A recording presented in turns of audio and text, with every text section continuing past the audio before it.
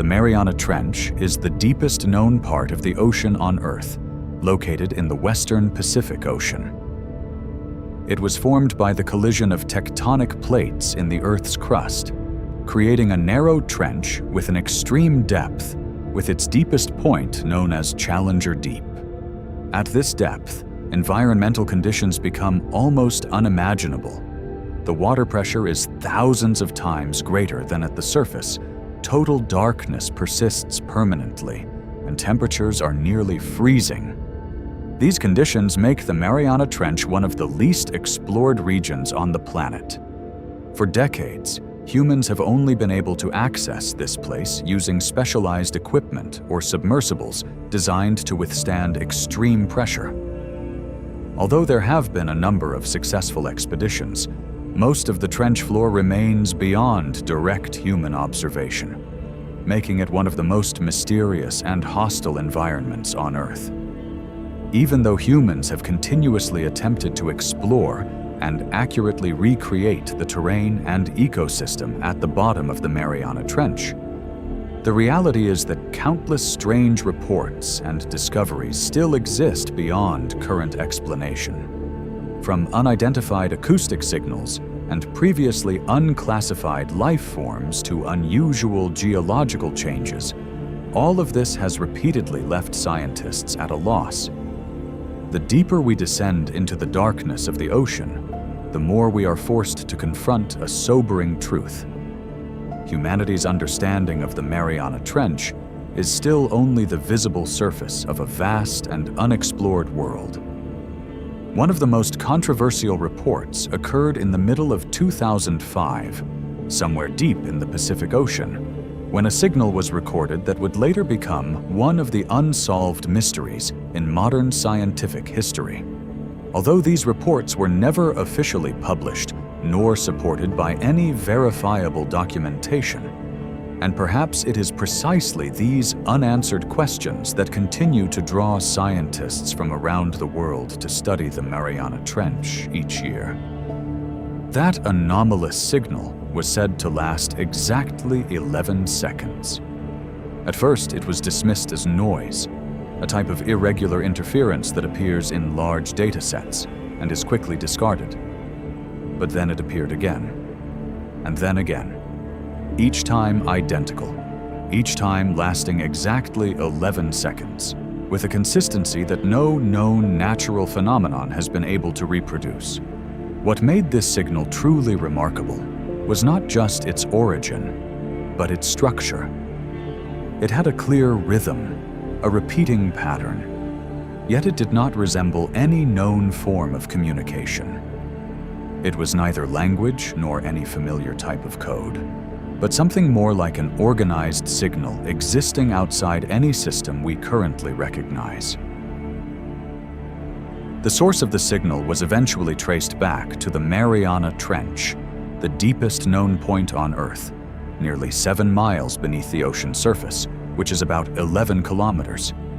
A place where pressure can crush steel, where sunlight has never reached, and where for decades scientists believed the extreme conditions made it incredibly difficult for complex life to exist. Toward the end of 2005, a deep-sea geological research project was reportedly launched, funded in part by research units affiliated with the United States Navy, along with support from scientific organizations in the United Kingdom. The project's primary objective was to conduct a detailed survey of the Mariana Trench's terrain and to search for new marine life forms in this abyssal environment. However, some reports suggest that the true mission was to track down the origin of the mysterious signal. Dr. Stephen Hook was selected as the project leader and the person directly responsible for recording and analyzing the data. As a physicist specializing in extreme environments, he was known for his ability to interpret data that others could not understand. He had previously worked with deep-sea systems, sonar analysis, and classified programs that never appeared in public records. But what made Stephen different was not just his expertise.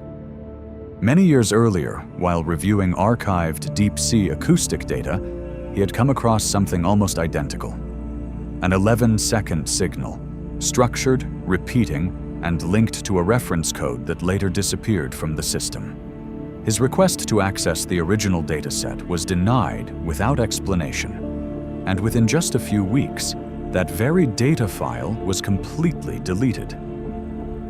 At the time, he dismissed it as an unusual system error, but it continued to haunt him for years afterward. The Mariana Trench lies at a depth of about 36,037 feet, or about 10,984 meters. It stretches for roughly 1,584 miles, or about 2,550 kilometers, and is around 43 miles wide, which is about 70 kilometers. It is even deeper than Mount Everest. The tallest mountain on Earth in the Himalayas is high. It was formed by the collision of tectonic plates that began millions of years ago, creating enormous deep trenches. Geologists have tried many different methods to analyze and reconstruct the seafloor structure of the Mariana Trench. Down there, besides deep trench landforms, they also discovered funnel-shaped structures that looked like cave entrances. These formations have made many researchers extremely curious. Could there really be an entire chain of underwater caves beneath the floor of the Mariana Trench? What prevents us from knowing the truth is the pressure down there, which is about 1,000 times greater than the pressure at Earth's surface. To make it easier to imagine, picture a ship like the Titanic sinking all the way to the bottom of the Mariana Trench. It would be crushed instantly, flattened like a sheet of metal.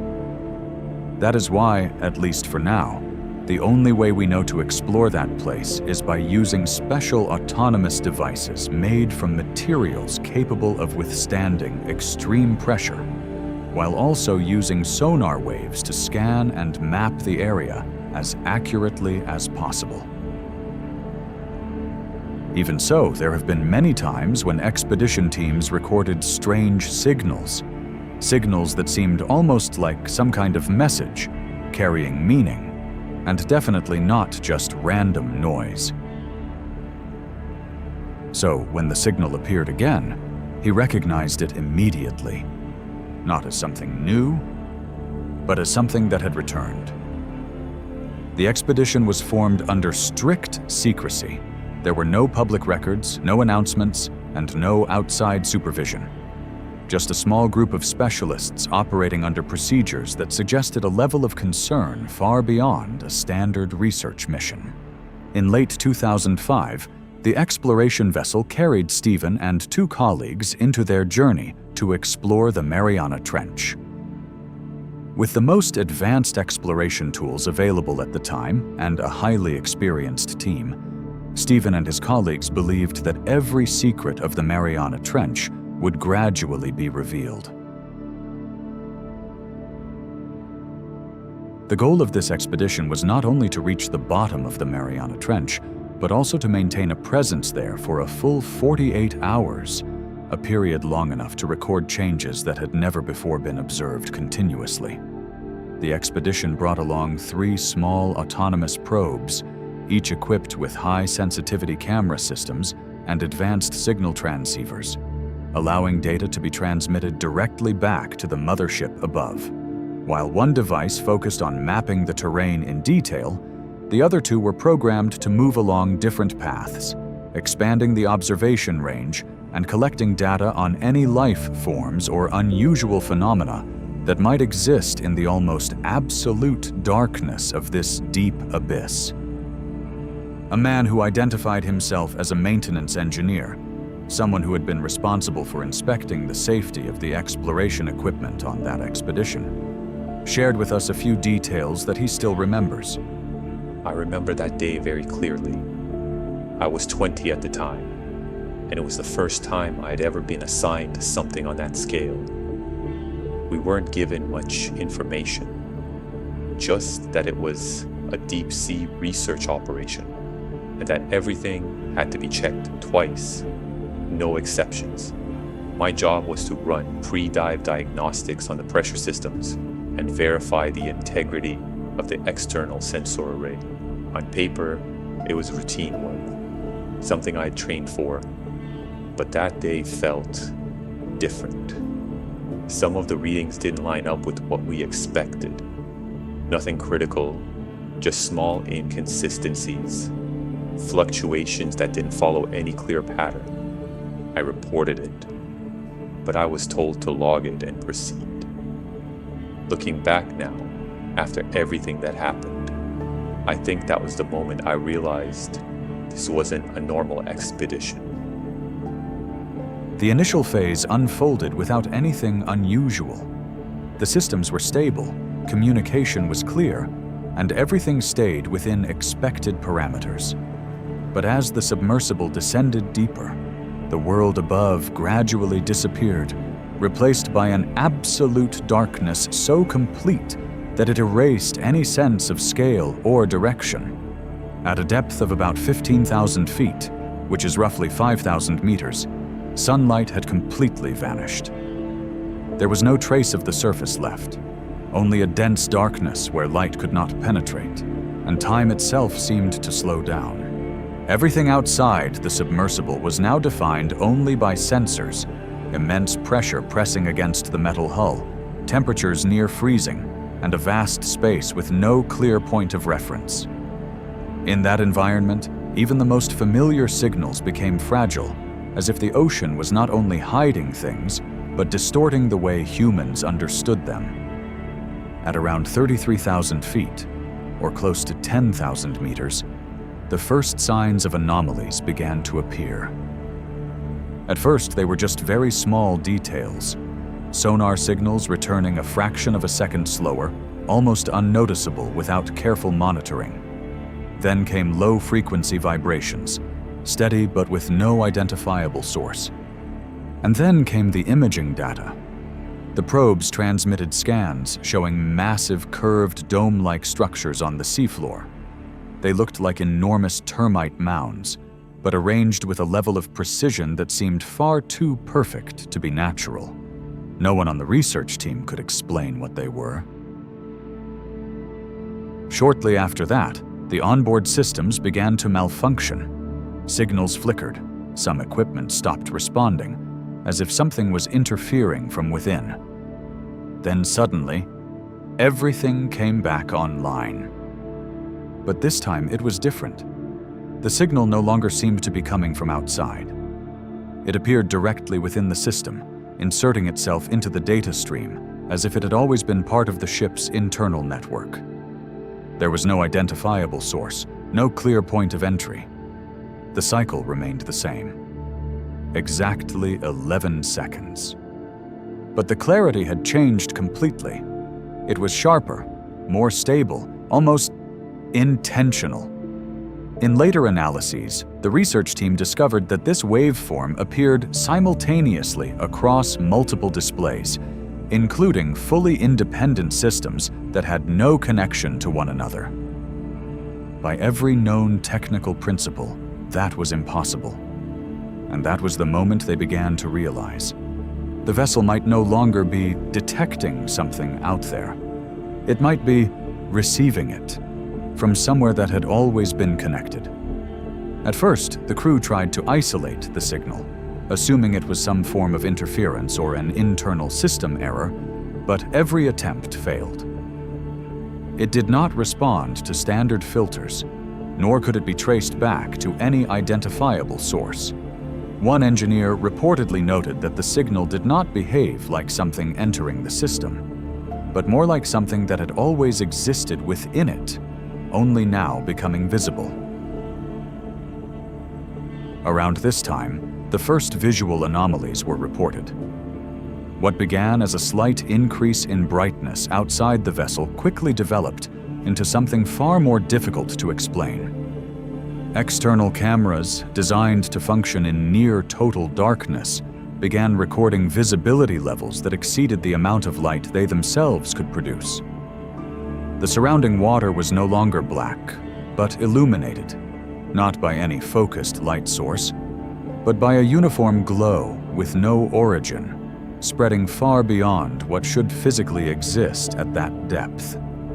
One of the crew members, in one of the final recorded notes before all systems collapsed, described the experience as standing in broad daylight, but without a sun. The light was still there, clear, all-encompassing, but there was no visible source.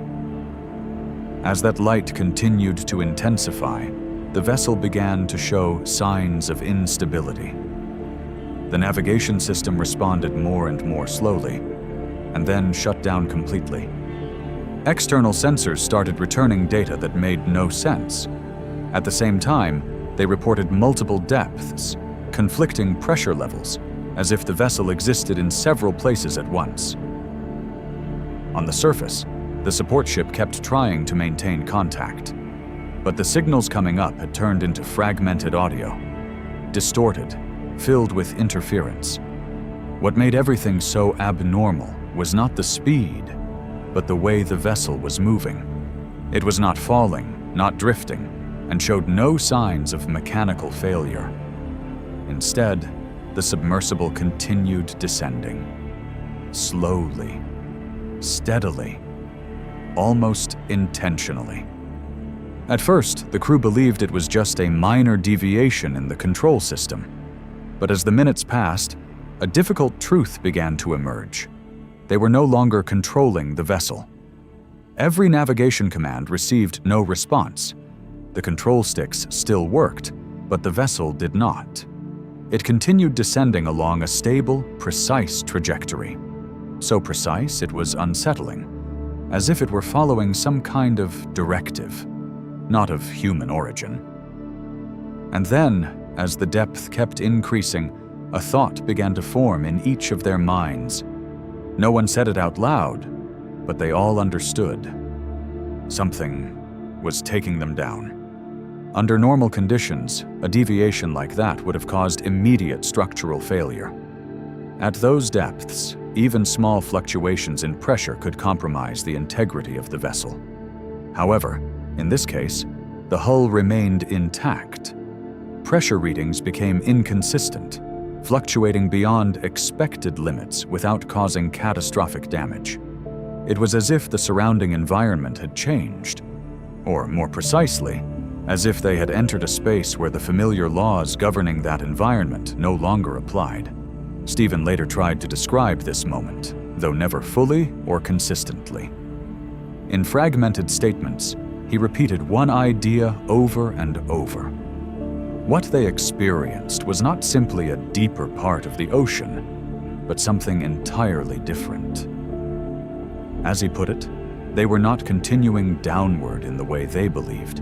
Instead, they had crossed a boundary not marked by depth, but by a transition into a different state of reality. Just minutes later, a sudden impact occurred, followed by a complete power failure. And from that moment on, no further data was ever recorded. The vessel disappeared without leaving a single trace. In the hours that followed, a large-scale search operation was launched, mobilizing resources from multiple United States Navy units, supported by aerial surveillance and satellite tracking. Within a very short time, the area around the vessel's last known coordinates was saturated with search activity. Ships moved in coordinated grid formations, aircraft conducted repeated sweeps across the surface, and advanced sonar systems were deployed to scan the ocean floor for any sign of debris. Years after the incident, a former U.S. Navy search and recovery officer, Commander Daniel Hayes, who was directly involved in the operation, gave a rare off-record statement. We were deployed within hours of losing contact with the submersible.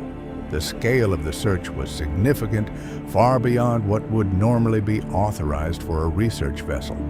We had surface ships, aerial surveillance, and deep-sea sonar systems covering a wide radius around the last known coordinates. Everything was coordinated, precise, and continuous for 7 days. What stood out wasn't what we found, it was what we didn't find. In cases like this, you expect something: debris, signal fragments, even minor anomalies in the water column. But there was nothing, not even a trace that suggested a structural failure. It was as if the submersible had simply ceased to exist within our search parameters. On the 7th day, we were still actively scanning. There was no indication that the operation was being scaled down. Then, without prior notice, we received orders to stand down immediately. No extension, no follow-up phase, just a full stop. We weren't given one. That's not unusual by itself, but what followed was different. Data logs were collected, not reviewed on site.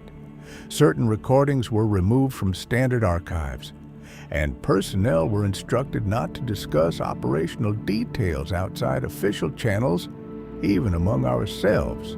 Have been part of multiple recovery operations. Accidents happen, equipment fails. But this didn't follow the pattern of any incident I've seen before. And the level of control applied afterward suggests that whatever we were dealing with, it wasn't something they wanted documented in the usual way. For 7 consecutive days, the search continued without interruption. Deep-sea autonomous vehicles were sent down to extreme depths, entering regions rarely explored even under controlled conditions.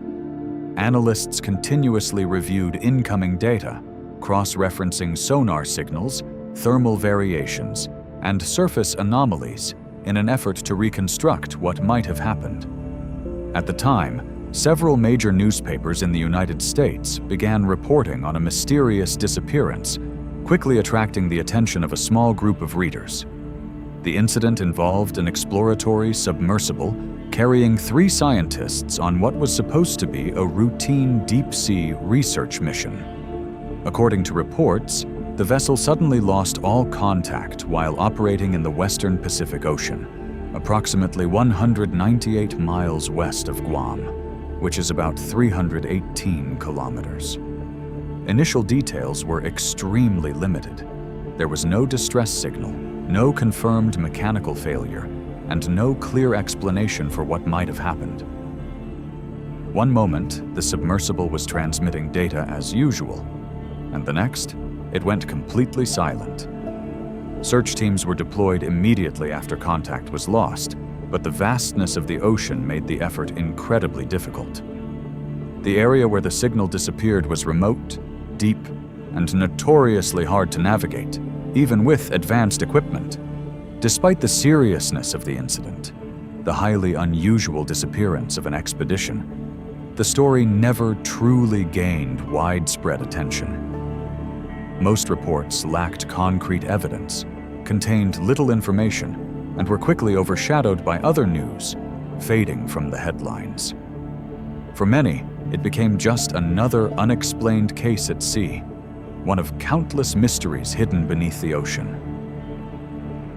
Every possible scenario was considered, from mechanical failure and structural collapse to underwater landslides or unknown geological activity. And yet, despite the scale of the operation, nothing was found. No debris, no oil slick, no distress signal, no evidence that the submersible had ever been there. It was as if it had vanished completely. On the 8th day, the search was called off. The decision was made without public explanation, and unlike standard procedures for incidents of this scale, no official report was released. There was no press conference, no formal statement, and no attempt to explain the absence of evidence. Instead, the operation ended quietly. In the weeks that followed, records related to the mission were gradually sealed. Internal documents were removed from accessible systems, communication logs were classified, and references to the project itself became increasingly difficult to find. Within just a few months, confirming that the expedition had ever existed became extremely difficult. Only a handful of records remained, most of them considered unreliable. To the public, the incident quickly faded, as if it had never happened. But not for everyone. Dr. Eleanor Vance, a researcher specializing in oceanographic systems, and the wife of Stephen Hook, refused to accept the quietly imposed conclusion. Having worked with him for many years, she understood the precision in his approach to work, and she could not accept the idea that he was dead. Instead of accepting it and moving on with her life, she chose to give up everything and go looking for him. For 5 years, she traveled across the Pacific Ocean, following every lead she could find. Most led nowhere. But she did not stop.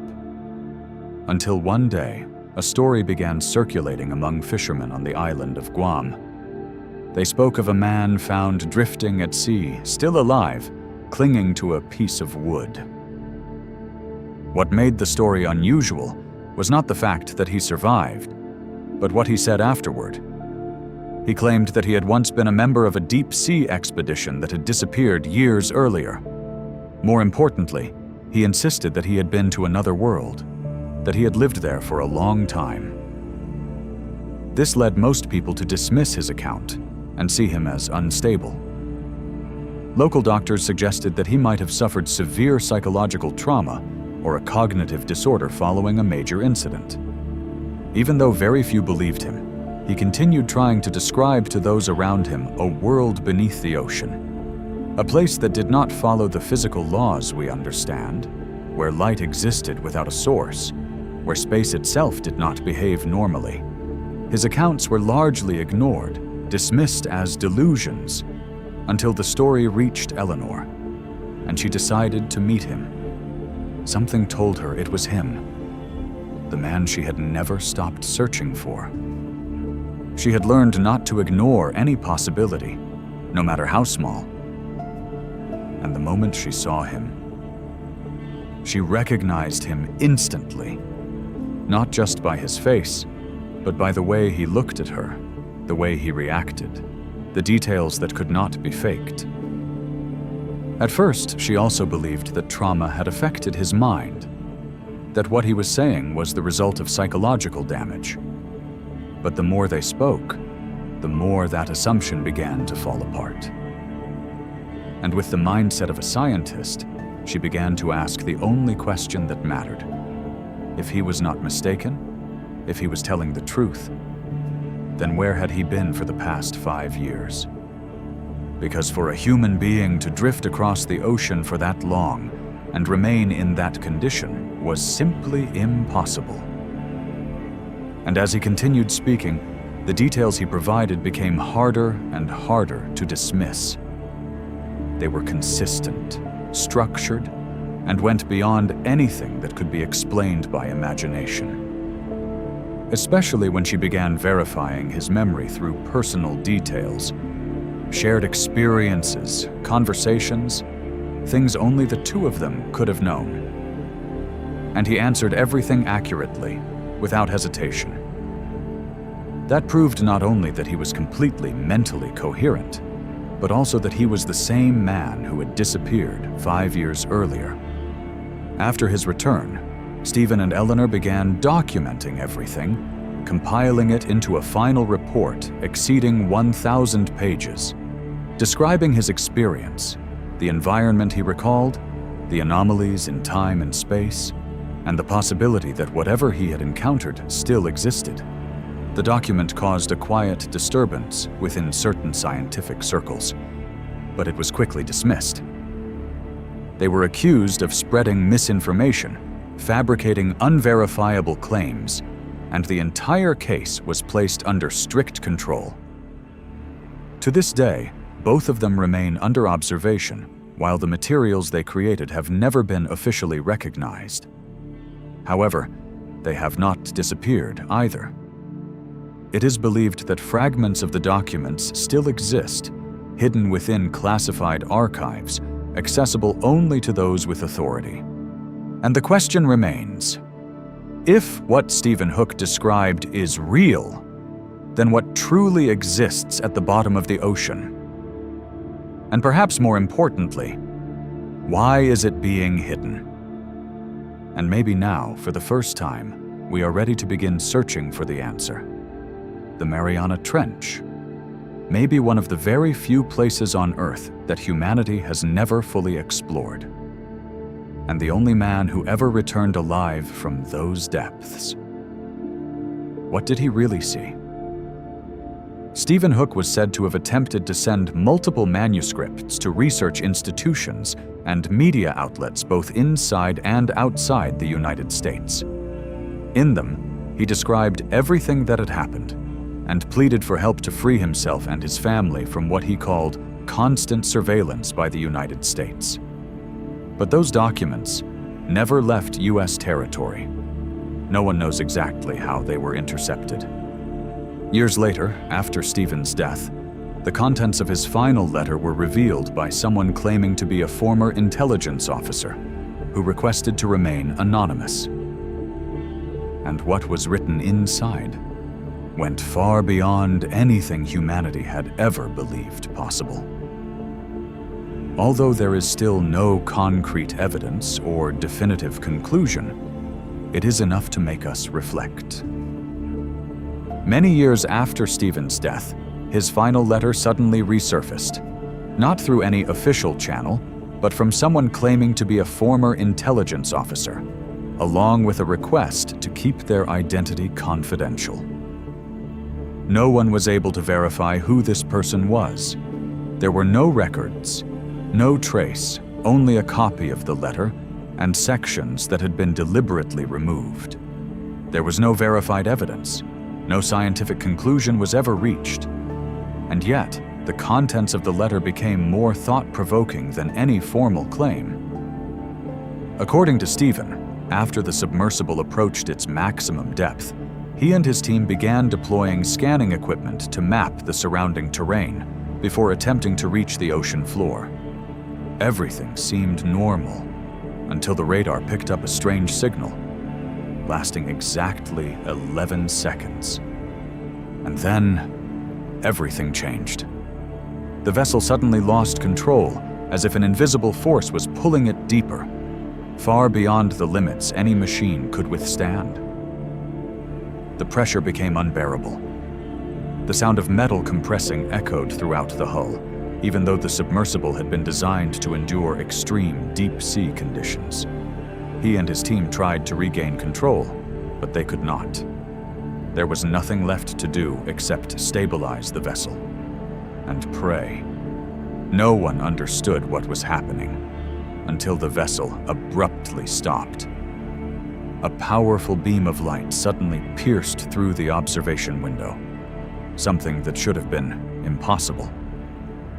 He shouted to his colleagues that there could be no light at that depth. Struggling to his feet, Stephen moved toward the window.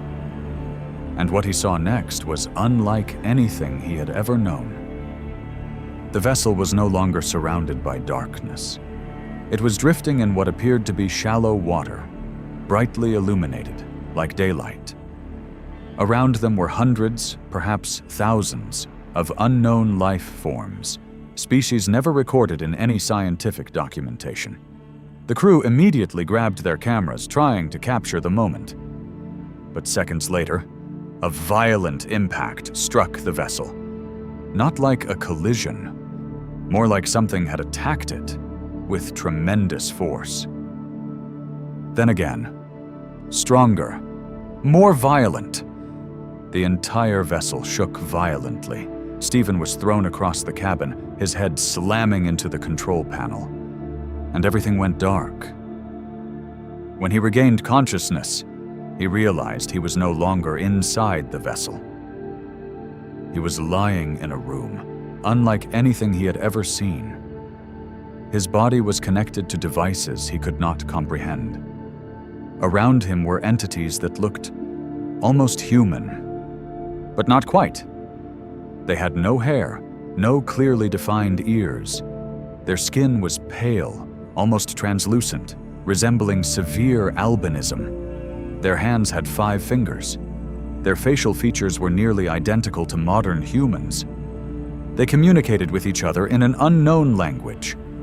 But what shocked Stephen the most was that some of them could speak English.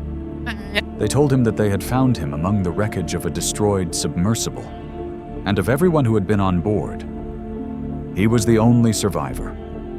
Stephen was kept in a research facility for an unknown period of time. To them, he was not a guest. He was a phenomenon. Teams of specialists worked with him continuously, analyzing everything he said, trying to understand how he had entered their world. After a long period of observation and investigation, they finally reached a conclusion. Stephen was not lying, and he was not a threat. Even so, they did not fully trust him. Eventually, they allowed him to go outside and observe their world, but he was never alone. There was always someone with him, a guide, or more precisely, a supervisor. And that was when Stephen began to see their world. There were no skyscrapers, almost no modern vehicles, no pollution. Everything was quiet, unnaturally so, as if completely isolated from the surface world. Most of the inhabitants moved on foot, slowly and deliberately.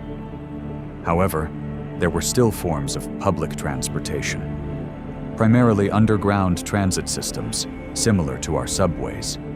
They moved through pre-constructed tunnels, connecting vast spaces together. Because this was not just a cave. It was an enormous system.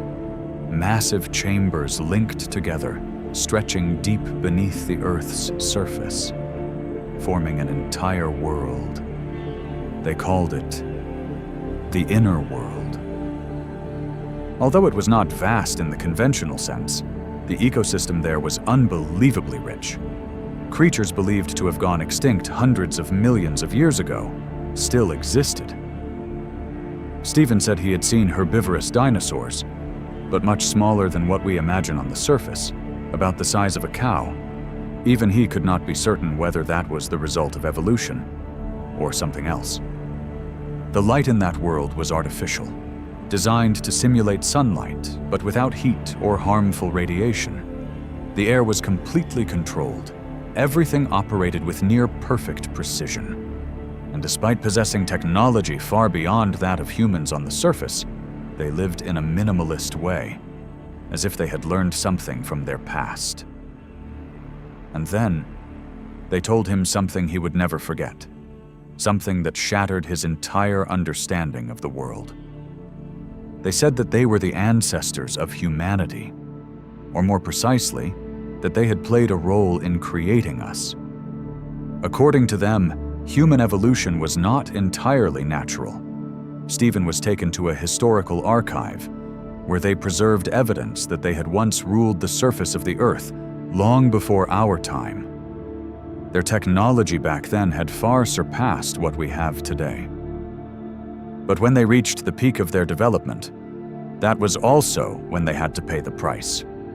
The Earth began to change. Environmental manipulation experiments, along with conflicts of interest, accelerated the creation and testing of devastating weapons, ones that, with a single activation, could wipe out an entire nation, leaving no life behind. As they described this, Stephen could not help but think of the nuclear weapons we are still trying to possess. The climate grew increasingly unstable. The surface of the Earth was no longer suitable for survival, forcing them to retreat underground into a place they had long prepared and studied in order to sustain life. And of course, only a small number of them were allowed to enter and take shelter below. Over many generations, they gradually adapted and changed. Because of that, they could never return to the surface. Solar radiation became something their bodies could no longer tolerate without protective suits. They had tried many times, but they all failed. Without protective equipment, they could survive on the surface for no more than 1 week. So they made a turning point decision.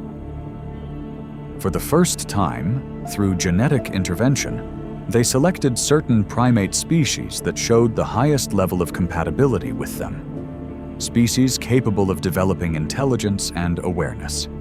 Their goal was to create a new species, a species that could live on the surface, a species with intelligence, a species capable of growth. That species was us. They also emphasized that they had spent many years researching, modifying, and testing the adaptability and development of different primate species. Some developed strong physical traits. Others showed high intelligence, while some retained a more independent, wild nature. There were many failed experiments as well, but Stephen believed that it was precisely because they experimented on multiple primate species that different groups of modern humans emerged today. Western populations, Asians, Africans, Native Americans, and others. They also claimed that they themselves were the result of genetic development experiments, created by more advanced beings from another planet. Stephen lived among them, studying their world and learning their customs for many years. He could never determine exactly how long he had been there. And then, one day, they told him they would return him to the surface, before his body began to lose its ability to withstand sunlight. They wanted him to go back as a messenger, carrying a warning: protect the Earth. They had witnessed oceans form and then disappear, continents drift apart and collide again. Species emerge, evolve, and go extinct. Not once, but many times. Humans are no different. We are not the first species to dominate this planet, and we will not be the last if we fail to protect it. They had observed us from our very beginning, from when we feared the dark, from when we did not yet know how to create fire, from when we began to grow and learned how to reshape the world around us. And what they saw was troubling. They saw us becoming more aggressive, more driven to dominate one another, a species constantly trying to prove its superiority. Wars, terrifying inventions, weapons tests. All of it made them realize that we are following the same path they once did. But this time, it is not just the surface of the Earth at risk. Their world, deep beneath the ground, is now being affected as well. Global temperatures are rising, and everything is spreading downward. And this time, they will not just stand by and watch. They want us to change. They want us to understand what we are doing. What Stephen Hook described forces us to question everything we believe to be true. We have always assumed that we are the only intelligent species, the first to rule this planet. Even though the contents of Stephen's letter have never been verified, and his claims have been dismissed by the United States government as fiction. What if that is not the case? What if Stephen was telling the truth? In reality, the Mariana Trench is not the only place where signs of pathways leading deep into the Earth have been recorded. Over the past several decades, explorers, geologists, and even military research teams have discovered massive cave systems, some natural, others appearing to show signs of mechanical or advanced technological influence. At Dean's Blue Hole in the Bahamas, one of the deepest underwater sinkholes in the world, divers have reported unusually expanding tunnels at depths beyond about 656 feet, or roughly 200 meters. The currents inside are unstable, almost as if a vast ventilation system is operating far below. Similarly, off the coast of the Yucatan Peninsula, the flooded cave system Sistema Sac Acton stretches for more than 217 miles, which is about 350 kilometers, with many branches still unexplored. Some sections of the caves have suspiciously uniform circular structures, unlike typical natural erosion. On land, Krubera Cave and Veryovkina Cave, two of the deepest caves ever explored by humans have revealed an entirely separate world.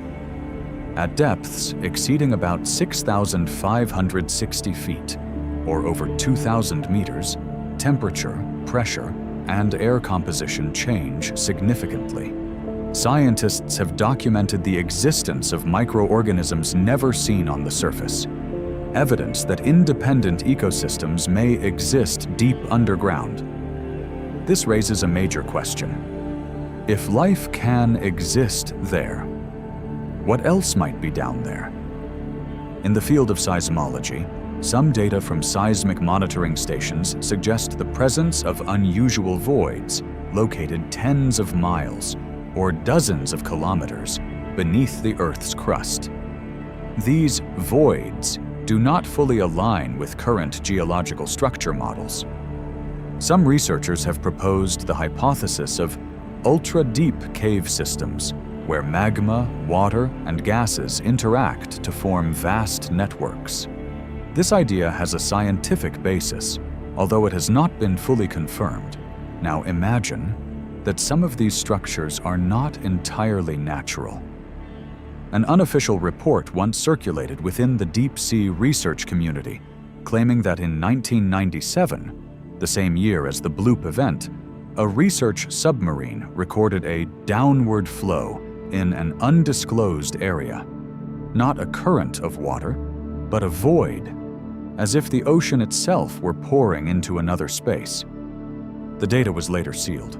There has been no official confirmation, but individuals involved in the project said that pressure measuring instruments recorded a kind of discontinuity, as if they were no longer in a normal underwater environment. For decades, humans have not relied solely on drilling to explore the Earth's interior. Technologies such as seismic tomography, ground-penetrating radar, and gravitational wave measurements have allowed scientists to see beneath the surface without direct contact. Data from seismology shows that in certain regions, seismic waves do not travel as predicted by solid material models. Instead, they bend, slow down, or even disappear over short distances. Researchers call these anomalous voids. Some are explained as magma pockets, large caves, or low-density rock layers. But there are signals that do not match any current geological model. The deepest drilling project in history, the Kola super-deep borehole in Russia, reached a depth of over 7.6 miles, which is about 12.2 kilometers. It remains the most direct attempt to reach what lies beneath the Earth's crust. What stirred the most controversy was not the depth, but what they heard.